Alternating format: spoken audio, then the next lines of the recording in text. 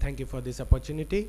So intermittent exotropia is one of the commonest form of divergent exotropia in children, but it still provides us with managing dilemmas because in these patients they usually have periods when they have normal binocular functions and which are interspersed with periods when they have lost their fusion. So and in some cases there are asthenopic symptoms, mainly because they try to maintain their fusion or their deviation. When in those cases there are asthenopic symptoms too.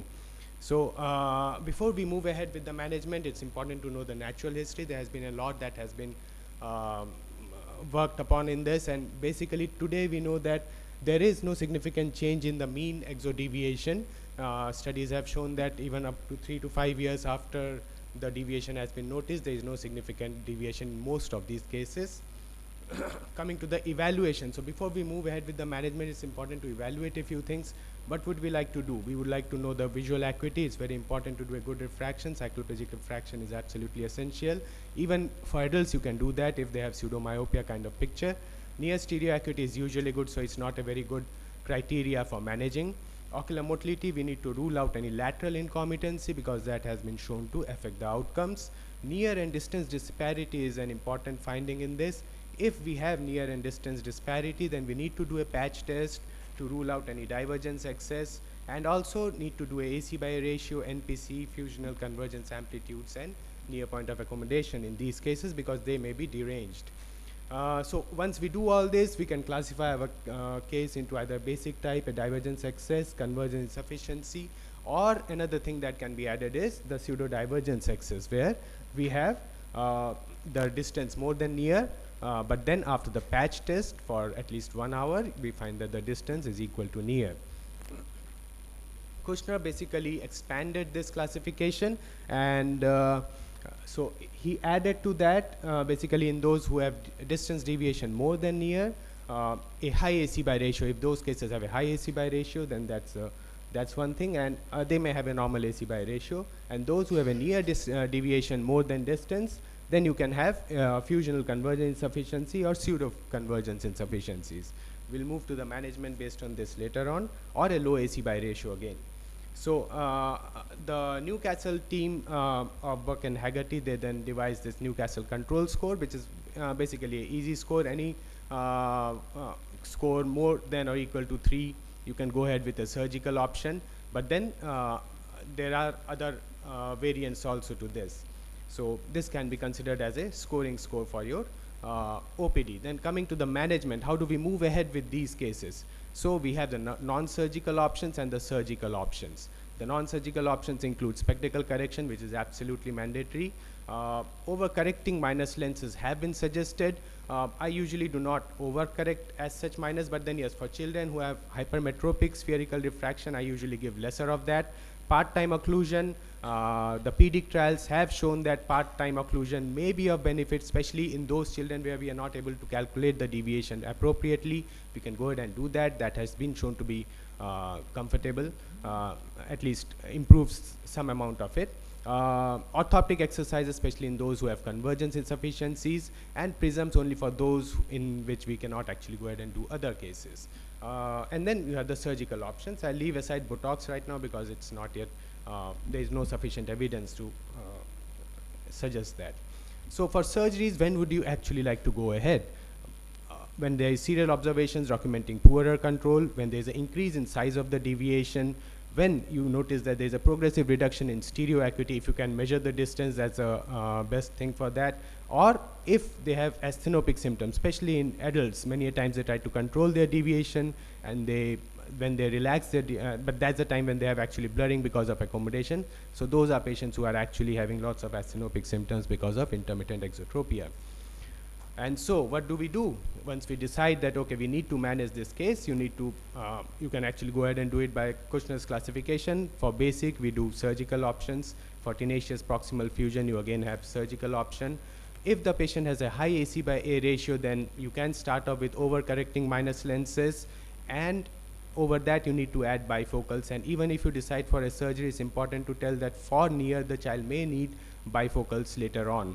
Proximal convergence, surgical. If the patient has a low AC by ratio, and if you have calculated that, then that has a very guarded prognosis. Do not try to touch those patients as much as possible. Fusional convergence insufficiency start with convergence training, and so these are the main parts. The majority of the cases are usually your basic and tenacious proximal fusion kind. So coming to the principle, so timing of surgery, as I have just stated that the control is what will define the timing of the surgery rather than age. However, if you actually want to know something, then this study has shown us that maybe 7 to 12 years of age would be a good time to actually operate on these cases. For younger children, we usually see overcorrections, and for older children, we may get undercorrections. Type of surgery, for basic type, again, studies have shown that there is no significant difference between both these types. You can go ahead with whatever you are comfortable with. For others, as I've suggested, we can go ahead with, for example, if it's a proximal tenacious fusion case, then you can actually go ahead with a bilateral recession in those cases. Amount of surgery, this is very important because we'll come to the outcomes later on, but then you need to operate on the largest deviation that you have ever measured. You can do prism adaptation, you can do a deviation after 1 hour of monocular occlusion to get the proper deviation. And some have suggested augmented lateral rectus recessions of 1.5 to 2 millimeters. You can go ahead, but remember that the IOXT group has suggested that 40% of those who have been initially overcorrected remain so by the last postoperative assessment. So I don't usually do that. And coming to the long-term outcomes, they are, if you look at their initial presentation, they are not very good. Only 38% had excellent motor plus sensory outcome after 10 years, and around 60% needed reoperations. And isometropia, lateral incompetence, or immediate postoperative undercorrection are things that you can look out for poor outcome. Thank you. Thank you so much. So we'll have a discussion starting from the current talk. Like, I want Dr. Pradeep Sharma sir, like this, probably IDS is one of the most challenging and in fact even frustrating condition to manage for all strabismologists. What is your threshold, sir, to surgery, like to operate? So it depends on if it's a child or an adult. So in adults, I think we will be having a lower threshold, because if they are having a manifestation, you want to correct, and even we may do a little bit of overcorrection of 8 to 10 prisms. In children less than 4, we try to see that if they are full-time manifest, then only we operate. If it's an intermittent, I try to delay and see, and I find near stereopsis also useful. Distant stereopsis may not be available to most people, but near stereopsis, I think it's important to do for each and every person. Not only for IDS, but even for other people. I think always test the stereopsis. Stereopsis is your basic thing. So, and if you find the stereopsis is good, you can delay the surgery if you find that is there. So the threshold would depend upon the age and the times that you find the manifest part is there. The distant stereopsis. Distant stereopsis, as I said, may not be available to most people. I mean, it's only in some institutions based practice that will be there. Actually, Binox has a distant stereopsis. Do you find that useful? The Binox comes with a diagnostic module. Yeah. No, but Binox is like you would be having Binox with you at your clinic. Yes. Okay. So then it's a different. I'm not aware if that is there. Binox is providing you, or is it like it's a paid service at home? I thought it was Free service. Okay. So then you can use it. I don't know exactly how much is the validity of that Binox distance stereopsis. One has to check that. It's based on red and green basically, no? Yes, yes. And it's based on TNO. Yes, kind of. Yeah. So then you can use that. The distance stereopsis would be fine. Because we found when we were in AIMS, we did a study that distance stereopsis is affected earlier. But even in US, most people are not using distance stereopsis. It's only in few places that they use. Mike. Okay, so I'm not aware. Okay, so one needs to check. Maybe you can validate it. You can check it. Do a Yes. study, compare it. Comparing it. both. Right. Yeah. We actually don't have other distance stereopsis tests, so somebody with other distance stereopsis. I had a question for Dr. Aruna. I mean, about the organic amblyopia, which perceptual learning studies you have found useful? I mean, are there any published thing? Center, and we do see some low vision patients. Mike on On the mic level. the mic. On the standing mic. mine is like I work in a glaucoma center, Dr. Satyan sir. So we see a lot of retina and glaucoma patients with low vision. Actually, organic amblyopia is something where there is an organic cause. So we have tried. I don't have too much of experience on that, but tried for a girl with congenital glaucoma and 2-3 patients with macular dystrophy and scars. Be curious to know, is it that it's because of time, the children have grown up, the visual acuity is improved, so you are giving the credit to the perceptual learning? Yeah, it's all in adults actually. So this organic is something, there is a pathology. So right? they have improved with which perceptual learning? Geber patches one? No, yes, Geber patches. Because that's the only treating available, and for adults and for low vision. Yeah. I have one person with macular dystrophy, she showed a bit of improvement, I would say 1 line, and not much of, I think the other 2 are still on therapy, so I just need a lot. I was curious because this is a preferred practice pattern. I mean, I was one wondering. of this congenital glaucoma child, she was operated soon after birth, but she's a 19-year-old now. She's a one-night patient. She has an artificial cylinder. So she was keen, because she's a college student, she was keen to improve her vision, and she's ongoing the therapy. But the only thing what we have found is with the Geber patches, she's finding it difficult to do the task, but still she's trying it. It's working, it's good, because I had little doubts about the Geber patches thing. We have to see thing. how it works, but since there is no, we thought we'll just, it's a like a visual task which has to be done in challenging cases.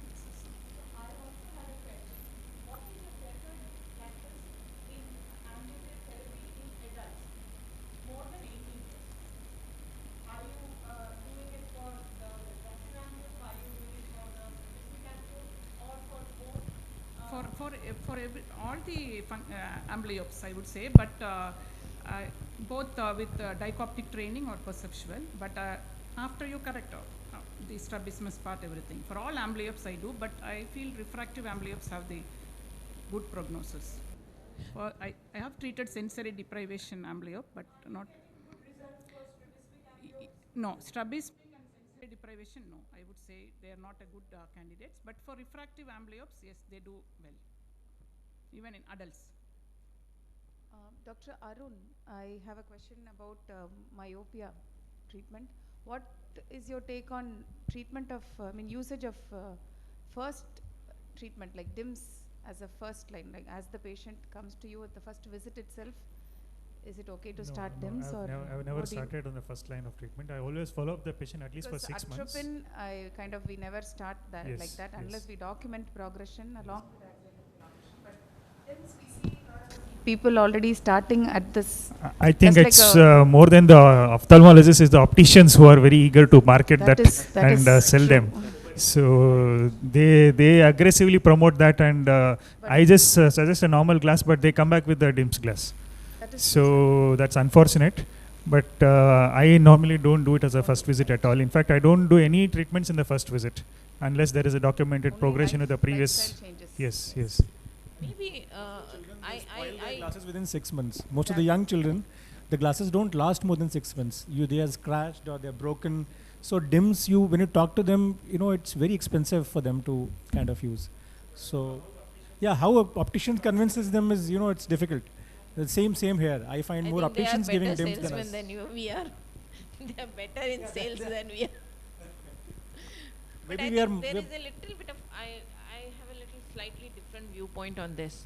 That's why that risk profile is very important, which I think you also mentioned. High risk group probably. High risk group, younger children who both parents myope. Siblings myope. Siblings myope, then probably it's rather than atropine, which has a little bit of gap in knowledge, I would rather put DIMS or something, which you are likely to anyway progress. Because now parents are very, they want some treatment. They read a lot and they want something to be done even at the first visit. So I kind of exactly at the first visit, but I will follow them up more closely. First 6 months. At least 6 months. Yeah, probably then we can. Right. It's not justified, yes. And what do you do with children less than 4 years who are coming with very high myop, say 6 years, 7 years, 6, -6, -7, -8 at age 3. No, bilateral. The bilateral myopes in a small child, less than 4-year-old. It is coming progressively more often these days. No syndromes? So even before 4 years, are we starting the low dose atropine?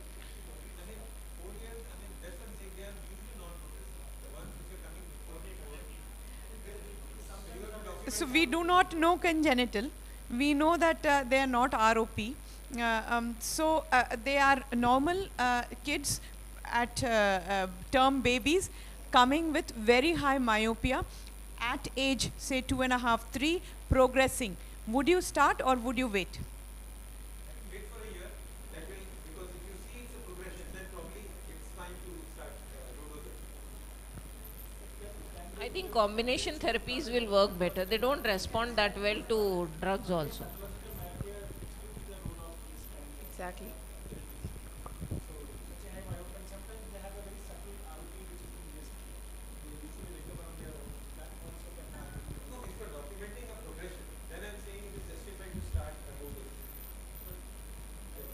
Yeah, so I want to just add one thing, that when you have these children coming very young, below the age of 4 with very high myopia, it is unfortunately happening.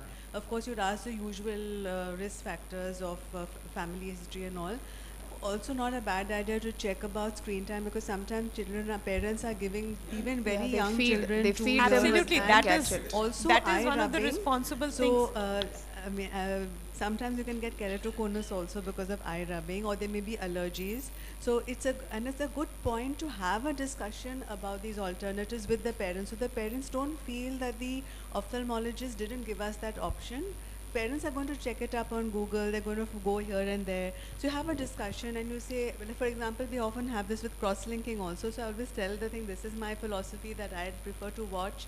But if you're not going to come back, then we can give you the treatment straight away. Sometimes the parents feel that, see, you're a better person to advise than the optometrist. Finally, you're right. That's a good point.